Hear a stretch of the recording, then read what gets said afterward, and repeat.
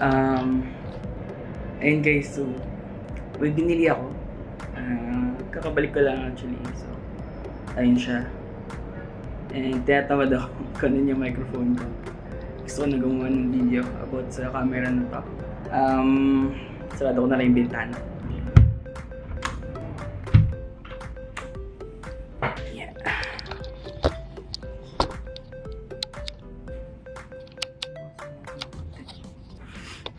May binili ako and isa sa pinakamahal na nabili ko ever. Sobrang saya ko na nabili ko siya.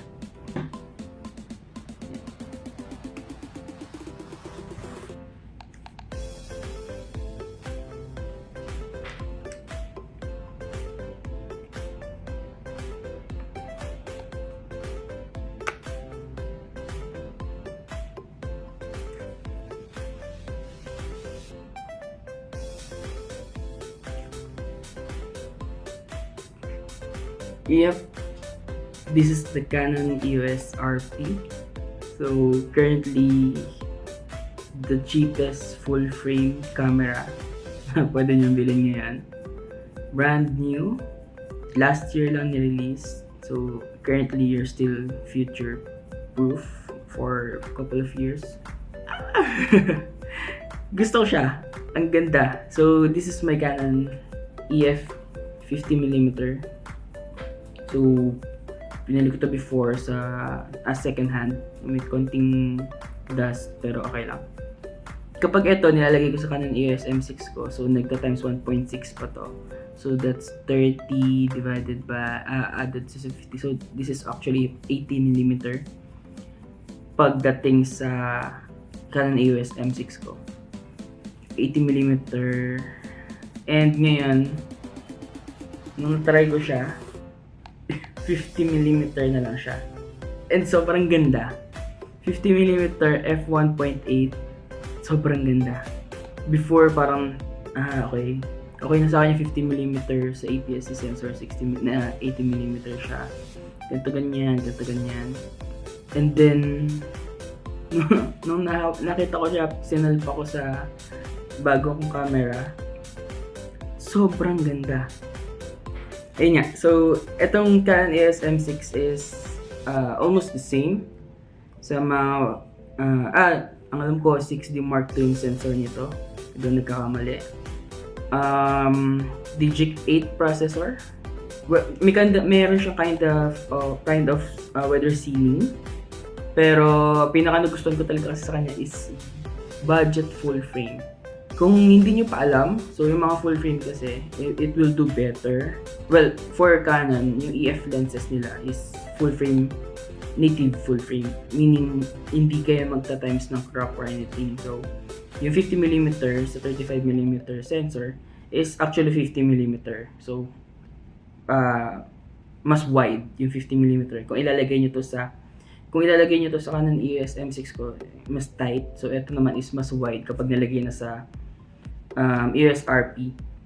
And then EVF na tayo, so electronic viewfinder, although yung EOS RP is electronic din, pero EVF for full frame. So nung una hawak ko pa lang sobrang ganda na. Then we still have dials. Wala tayo nung screen and wala tayo nung nonsense na touch button dito. Ang dami kong napanood na video na ayaw talaga nun from EOS R. Then we have, so pinikwento ko na yung body. So we have the record button, remappable dial. So far ang alam ko remappable. Ito mga napanood ko. Then here we have directional pads, D-pads. So, walang wheel dito unlike ng EOS M6 since siguro para sa budget cutting kasi EOS M6 ko lang basta 436,000. So parang konti na lang EOS RP na. Then meron tayong trash can, delete button, playback button, this info button, AF on. So ang alam ko remappable tong mga to. Remappable buttons. This is recenter, then AE lock or AE or AF lock. Then we have the EVF sensor, we have the menu button, we have an hot shoe here. Then on-off button. So napaka-weird kasi ng on-off button is slider or dial. Yep. Then they're giving away ito. Alam ko kit pero nakahiwalay siya ng box eh. So this is a Canon EOS Canon EOS EF to EOS R adapter. Kasi si Canon EOS R series is iba yung lenses niya. So, ang lenses na native dito is RF lenses. So, sorry. Nagpapuwisan ako, darating ko lang. Sa baba, we have the LPE 17 batteries and SD card slot. USB H1 lang din ata to. Pero 1 card slot lang din. Yung battery na to, same with battery ng EOS M6 ko, so hindi ako ng problema kasi EOS M6 then Wasabi batteries, sulit na sulit. But ito yung pinili ko, pati hindi ibang full frame. So full frame kasi ni Sony na A7 II yung budget nila, 45,000 sa Lazada. That's so okay na okay yun, A7 II. So meron yung mga zebra and everything. However, ay kailangan ko pa magpalit ng system para pumunta doon kasi una, wala talagang kahit anong Sony lenses. So ayoko naman na nag-adapter lagi from Canon to Sony. Then yung camera nga na yun is 4 years ago ni-release, 5. So although nag-release sila ng few more updates ay di ko lang siya gusto. So I'm still a Canon user so far. So medyo nagugustuhan ko kasi ngayon yung Fujifilm, pero I'm still a Canon user. Bakit Canon user pa rin ako? Color science, yung feel lang ng use, and lumaki ko sa Canon camera. So simula high school hanggang ngayon, Canon, or Nikon kami dati pero Canon camera talaga. Yun lang. So yeah. Then few more is we have speaker. Yeah, speaker. Yeah, we have the diopter here. What else? So camera strap dito. Maganda naman yung grip. So nakita niyo naman. For hands na average lang naman sa Pilipinas, ang ganda ng grip. So pwede kayong bumili ng yung extended hand grip, or meron kasi sa Lazada nagbebenta ng battery grip. So parang mas okay sa akin yung battery grip kasi sa extended hand grip lang. Pero yun nga, mas mabigat kasi yun. So sa extended hand grip, wala pa sila sa Canon. Currently hindi pa ni-release officially, pero pwede na kayo bumili sa ibang bansa. Nakakapanibago kasi ito dahil yung Fuji, yung Canon, pag kiniklik to, meron silang certain click na ganito yung tunog. Hindi ba? Ganun. So ito kasi wala. So parang I'm not sure why, siguro para ma-lessen yung shake kapag mag-shoot kayo ng picture, pero I'm not sure why. Then 1/4 inch mount here. Ports. So we have a remote port, then HDMI, USB, headphone, microphone. So we have standard 3.5 headphone and standard 3.5mm headset, microphone. Then we have mini HDMI and USB Type-C. Kagandahan is you can charge this gamit yung camera. So hindi pwede sa karamihan ng ibang camera ni Canon. However, di nyo magagamit habang naka-charge, unlike Sony and a few more Fujifilm cameras. Yeah. Then this is remote or sa intervalometer remote. Yan. Then ito, dito muna tayo. So I think na-cover ko naman lahat. Wala tayo sa kabila dahil nasa ilalim yung ating SD card. Wala tayo dito. Here is yung flash, white ilaw para mag-focus. Wala tayong flash. So, I think that's a more good thing for Canon na huwag na-include yung flash.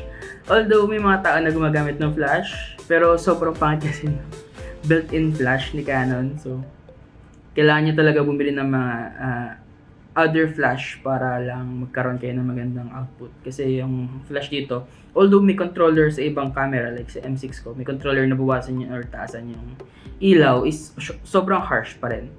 So, kung magka-flash photography kayo, I think mas better kung bibili na lang kayo ng external flash. And for the screen, so we have a tilting screen. See? So, bukat yung pause ko kanina. So, we have tilt down, and tilt up, and tilt forward. So, honestly, first time kong bumili ng camera na gantong kalaki. Kasi yung unang camera na pinili ko is ito nga, yung EOS M6. Previous kasi yung mga camera ko is sa girlfriend ko and sa binili ng daddy ko. Pero ngayon, second camera na binili ko after checking out with Canon is this Canon EOS RP. Yeah. So, yeah. I think okay na yun for initial review. Konting comparison na lang. So, yun nga. Yeah. This one is kasama for free. So, adapter lang yan. Tracking my face. Yan. Yan. So, adapter lang yan. See? So, yan. Adapt nyo lang. So, meron din ako na ganito para sa EOS M6 ko para makabit ko yung aking 50mm. So, sobrang sulit. So, parang meron ako isang lens, dalawang adapter, any camera ko pwedeng kabit. And then, here it is. So, ito yung sensor ng full frame. Yan. So, medyo iba yung pins dahil na RF mount siya. Pero yan yung sensor. For comparison, here's the Fujifilm X-T100. So, natin yung lens. Ka-review ko lang. So, here is same sa lahat ng APS-C. Canon EOS M10, M100, M6, M50, M5, Fujifilm XA series, almost lahat.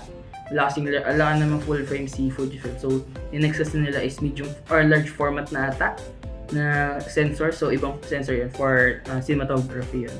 So, this is for photography sensor. So, this is the APS-C size sensor. Kung tinatanong nila ano yung APS-C, yan yan. So, move ko lang ng konti dito. So, ito yung full frame. So, I think nasa same location sila. Move ko na forward. So, yan. As I've mentioned before, around 2/3 ang alam ko. Yung laki niya. So, here it is.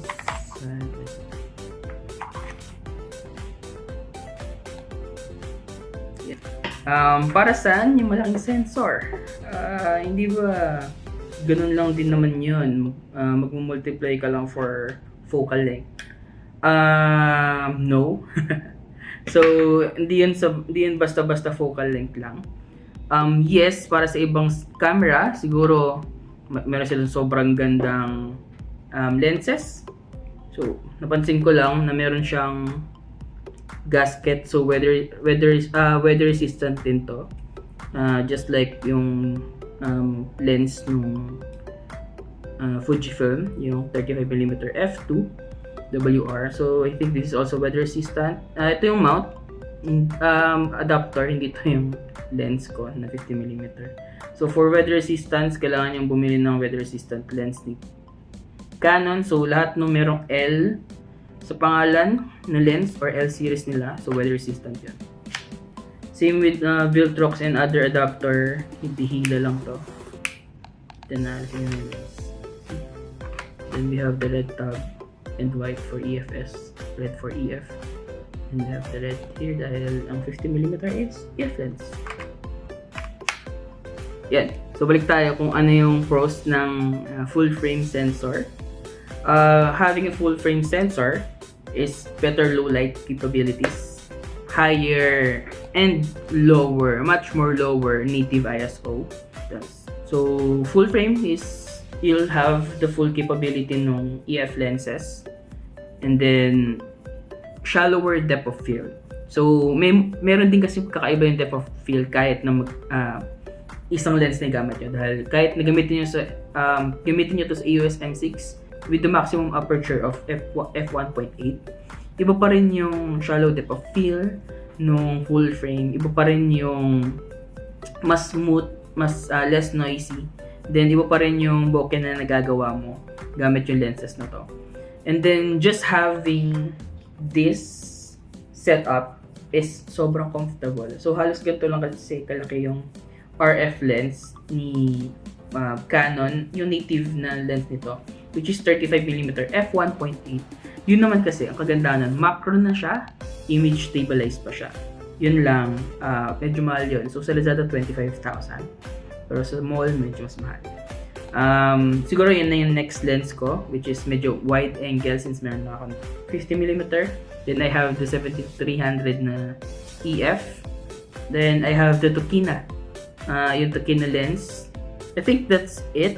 I think magkakaroon naman ako ng full review regarding sa camera na to. Yeah. So we're currently shutter speed 100. ISO 100 f1.8. As you can see, kung makikita nyo lang, wala akong time para tumitin pa to. So, ayan na, nakafocus sa akin. Yun yung kamay ko, konting layo na lang, isang buo na lang siya halos. Hindi nyo makita yung fingers ko. So, ayan, kung napapansin nyo, we have eye autofocus. So, pwede nyo i-search sa internet kung gaano kaganda yung eye autofocus paired with dual pixel autofocus ni Canon sa 1080p 60. And it can do 4K, don't worry, but babalik tayo sa contrast detect and times 1.6 crop ata. So parang gumamit tayo ng APS-C sensor na 4K. So we also have EVF, meaning it should still track my face. Can you see it? So yan, nakikita ko na tinatrack yung mata ko. Can you see it? Yeah. So, yung lens na to is hindi pwede pong vlog. Why? Dahil medyo tight yung 50mm. Ulo ko lang yung kita. So, I think the 35mm is the best yet for vlogging, for everything. Pwede naman bumili ng ibang lens, second hand. I think that's good enough na para sa isang first impression. So this was released last year and everything. So may issue kasi to before na wala daw 24 frames per second, ganito ganyan. So nag-update naman, nilagay nila. So I think nakikinig naman si Canon kahit pa paano sa mga clients nila. So far wala akong magiging problema I think sa camera na to. Andito pa ako sa level 2. Wala pa ako sa level ng EOS R. Hindi ko pa kailangan actually yung C-Log and everything ganyan dahil wala pa akong ganong resources.